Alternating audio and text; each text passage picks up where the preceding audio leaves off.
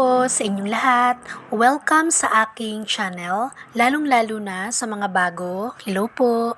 Sa video ko ngayon guys ay ituturo ko sa inyo kung paano maglagay ng nunal. So kahit anong mga pictures, especially yung trending ngayon na face swap.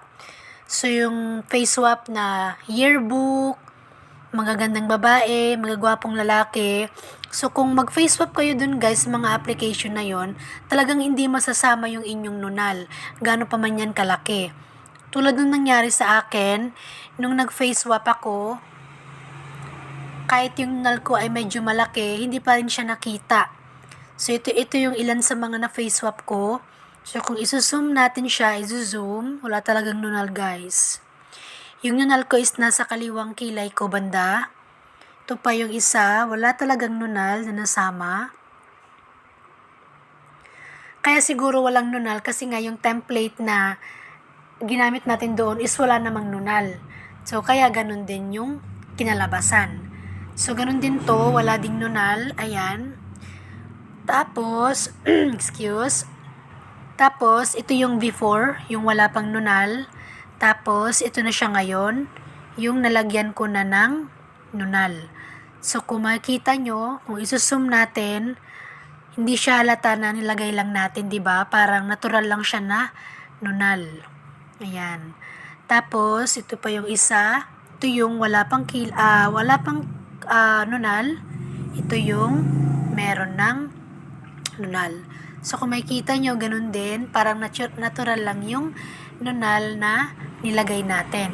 So, dito guys, wala tayong gagamitin na application. Mag-i-edit lang tayo sa PicsArt na application. So, marami namang ways para maglagay ng nunal. Pwede kayong, kung wala kayong picture na may nunal or nawala na, pwede kayong pumunta sa google.com. Doon sa taas, i-search nyo doon, png3.com. Yung PNG, tapos yung tree, yung puno, tree.com. At andon, so ako naman yung nag-search ako, walang ibang lumabas, isa lang to na napili ko. So ito, cartoonized to na babae na naka-side view. Ito yung kanyang lips, sa bandang lips niya, andyan yung nunal. Kaya sinave ko lang to. Pero mas the best talaga sa Google, kasi marami doon. I-search nyo lang doon, nunal sa mukha, mole on face, ayan. So marami nang lalabas dyan. So ito yung ilan sa mga napili ko. Napili ko to kasi klaro yung nunal at malalaki. Ayan. So, ito naman guys, yung mga nunal na nilagay ko dito is galing lang din dito sa picture ko. So, itong nunal na to, kinuha ko at nilagay ko doon sa mga lalagyan ko ng kilay. Although, pwede naman dito, mamaya itatry natin, no? So, ito ngayon, yung lalagyan natin ng kilay. Make sure din guys na yung paglagay nyo ng kilay is tama. Kung gaano kalaki yung inyong kilay, kung saang banda at kung ano yung kulay. So, kung for example, yung kilay nyo, yung nunal nyo is may pagka-reddish, may pagka-red. So, ganoon din yung gagawin yung nunal, yung may pagka-red din, para talagang sa inyo yung nunal. Ako kasi, yung nunal ko is black talaga, na medyo malaki, nasa bandang kaliwang kilay ko. So, which is yun yung ginawa ko. Kaya parang natural na lang din talaga siya. Okay? So, mag-i-start na tayo. So, first, kung wala pa kayong PicsArt application, mag-install muna kayo. Ito yon yung logo niya. Open natin yung ating PicsArt app. Then, click lang natin yung allow. Yan. Then, click natin itong see all. Then, hanapin natin dito sa baba yung picture na lalagyan natin ng kilay. Ngayon, kung yung picture na hinahanap nyo nasa bandang baba pa, para mas mabilis kayong maghanap, i-click nyo na lang tong arrow down sa may recent para mapunta kayo sa mga album. So, since ako nandito lang naman, so i-click na natin to. Then, first na gagawin natin, kakrap ko muna to para mawala itong Photolab na watermark. Click natin itong tools. Then, click natin itong crop. Then, yan, pwede natin siyang i-crop. Ito, i-adjust natin up, down. Yan, ganyan.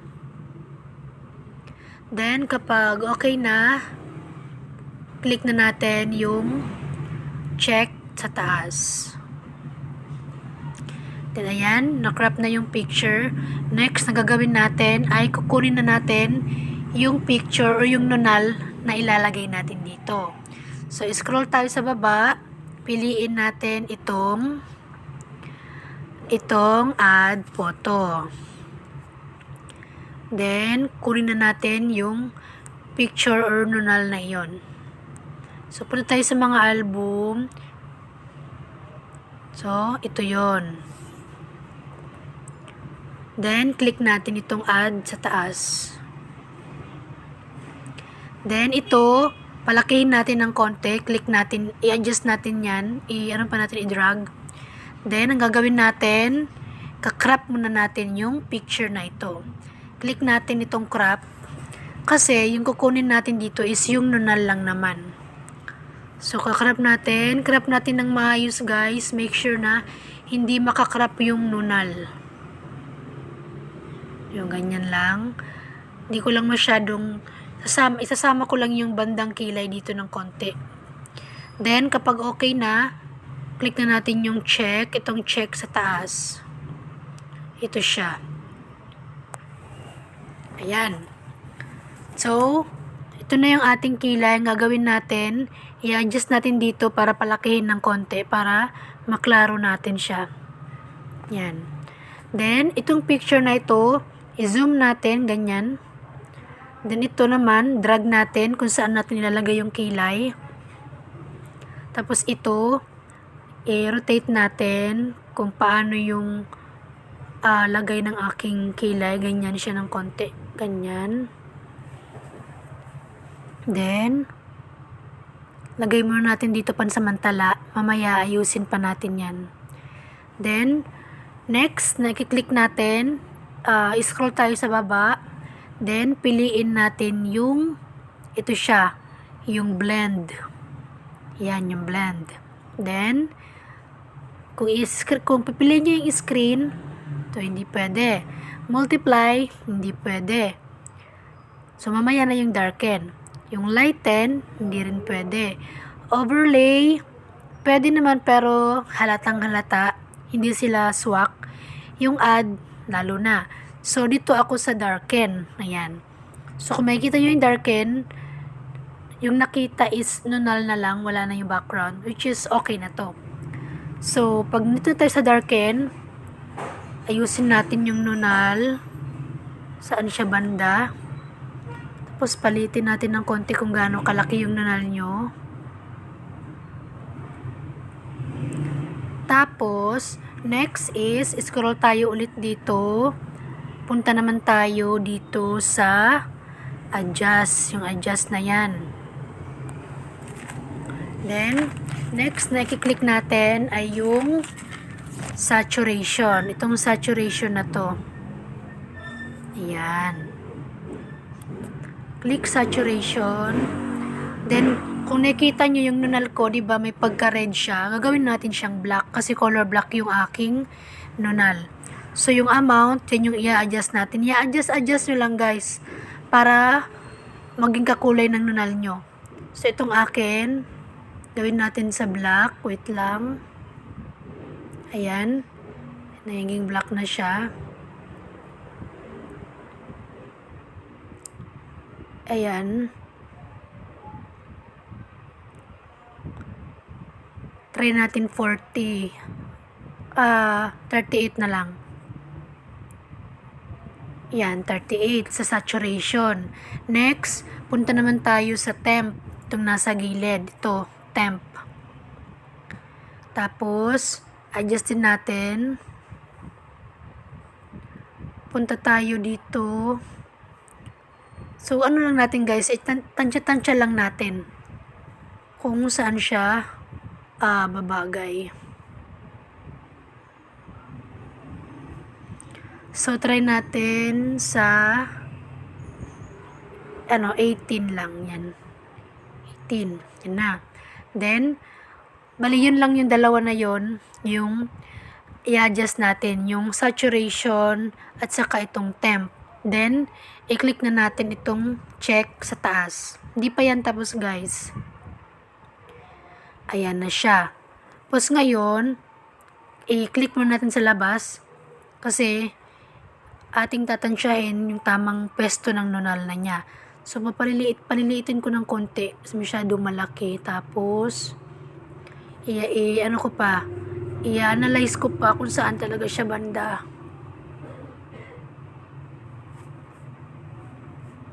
Yan.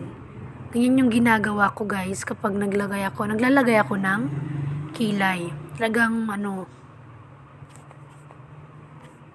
analyze talaga.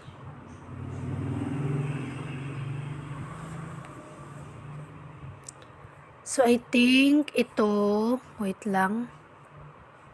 Akit tayo ng konti. Ayan. So, ito, pagkatapos nito, guys, click natin ulit tong nunal. Click natin yan. Then, click natin tong eraser button sa taas. Click natin yan. Then, click natin tong erase. Yan. Then, yung size, try nating malaki yung size. Sabihin natin 70. Then, yung capacity dito lang sa may 50. Then, yung hardness, 40. So, bali ganyan lang. So, ito, tinansya ko lang to. So, ayan no. Size, opacity, hardness, ayan yung kanilang amount. Then, click natin ulit itong erase na button para bumaba itong mga ito. Bumaba sila. Ayan, wala na. Ngayon, i-zoom natin. Then, erase na natin yung mga gilid-gilid para hindi masyadong halata yung gilid-gilid. Hindi halata yung nunal. Hindi masyadong sharp. Yun pa yung pinaka-term. Ayan, so I think okay na to. Then, kapag okay na, click na natin yung check sa taas. Then, ayan. So, okay na. Try nating i-zoom. Ayan. So, kung nakikita nyo, hindi na ganun ka halata. So, kung gusto nyong mas colored pa dyan, click nyo lang ulit. Then, balik lang ulit kayo sa adjust. Then, balik lang ulit kayo sa saturation. Ayan. Para mas mag-dark siya lalo. Sabihin natin 28. Sabihin natin 28. Yan. Then, try natin sa highlights. Hindi na siya bagay sa highlights. Try natin sa temp. Hindi na rin bagay. So, sa saturation lang tayo mag-a-adjust. Then, click na natin yung check sa taas. Then, try natin yan ulit. O, ayan. Okay na, guys. Perfect na yung ating nunal na nilagay. Hindi na siya ganun. Hindi siya halata. So, para ma-save to, click lang din natin ulit yung check sa taas. Then, click natin itong arrow down. Then, may nakalagay, save to your photo gallery. Tingnan natin.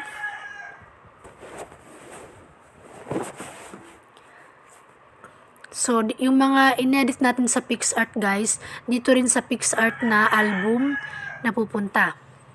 So, ito yung ating inedit ngayon. So, kung makikita nyo, meron ng nunal. So, compare natin yung wala pang nunal at saka yung original na nunal ko. Lagay natin doon. Yan. So, ito yung wala pang nunal. Ito naman yung nalagyan na natin ng nunal. So, nakakatuwa kasi feeling ko ako talaga to, char. So, ito. So, dyan banda yung aking kilay. So, ayan. So, ganun lang guys.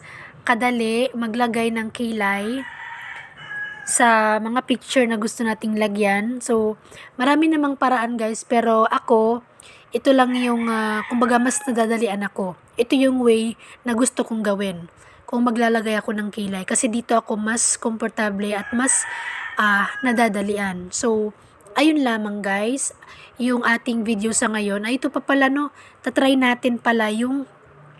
pala natin yung sa Google pa rin. So, same lang din naman yung proseso guys, ganun din. Wait lang. So, ito. Click lang natin yung X. Then, yung nunal, back lang natin para mabalik tayo sa kanina, yung wala pang nunal. Ayan. So, wala pang nunal. Back ulit tayo sa add photo. Kuha tayo ng isa sa mga sinearch natin sa Google. Saan na ba yun?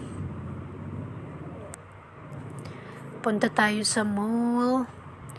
So, yung gagamitin kong ano dito, dapat yung kasing kulay guys ng skin tone. Kaya ito yung pipiliin ko. Then, click add sa taas.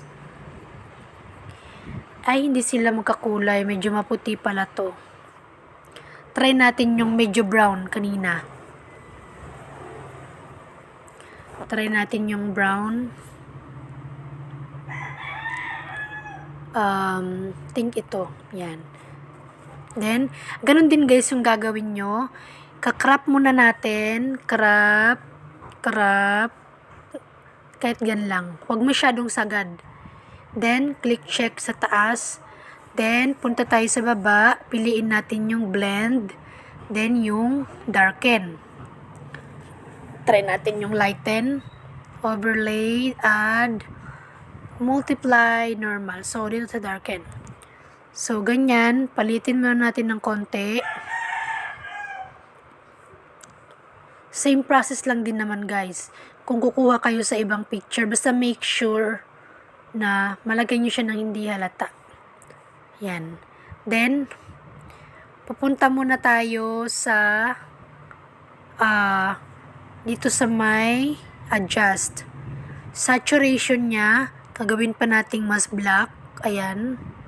Ayan, wait lang. Ayan, gawin nating black masyado. Let's say 48. Then, next is sa temp.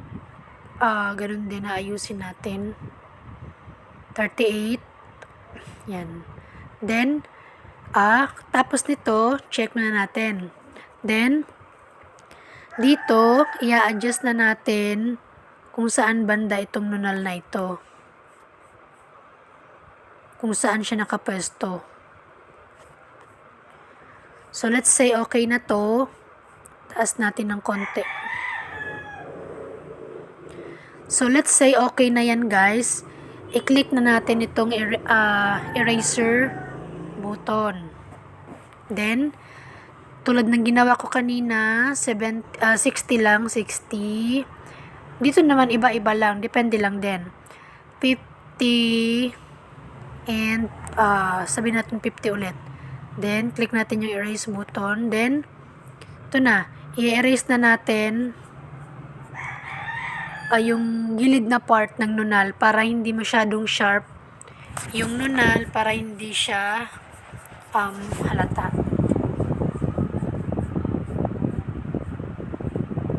Ayan. Yan, ano ko na yung gilid ng nunal. Then, kapag okay na, click na natin yung check sa taas. Then, click natin sa labas. Ayan na. Yung ating nunal. Ganyan na siya. So, pwede nyo i-adjust, palitin, at palakihin. So, kung di pa kayo kontento dyan, kung gusto nyo pang hindi halata, click na lang ulit yung erase icon. Then, same process pa din. Iniba ko lang yung mga adjust. Yan. Parang mas masyado nating inano pa yung gilid. Pinino pa. I think okay na to eh. Then, click na natin yung check. Ayan. So, mas carry na to. Ayan. Then, ganun din. Pag isa-save nyo, click nyo lang yung check, then yung arrow down dito. Then, pag may lumabas na save to your photo gallery, ibig sabihin, na save na sa ating album. So, dito yun sa PixArt. So, ito yung bago nating nilagay na nunal. Ito yung kanina.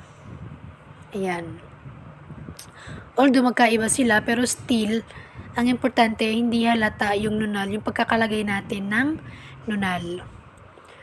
So, ayun, ganun lamang guys, maglagay ng nunal sa PixArt na application. Sana, after nyo ito mapanood, ay nagkaroon kayo ng idea tungkol dito or alam nyo na din kung paano maglagay ng kilay. I mean, ano ba yan? Puro lang ako kilay ng nunal sa PixArt application. So, kung meron kayong mga katanungan guys, i-comment nyo na lang sa baba.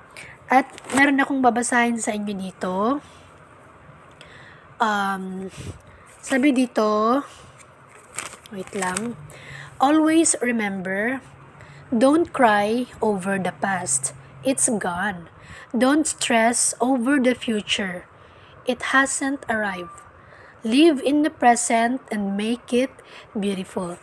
At pa-favor na lang po ako guys na sana po ay huwag niyong kalimutang i-like ang video na ito, mag-subscribe sa aking YouTube channel at pakiclick na lang din po yung bell sa gilid para kapag meron akong bagong upload na mga informative videos ay ma-update or ma-notify kayo. Ayun lamang po at maraming salamat sa panonood. God bless!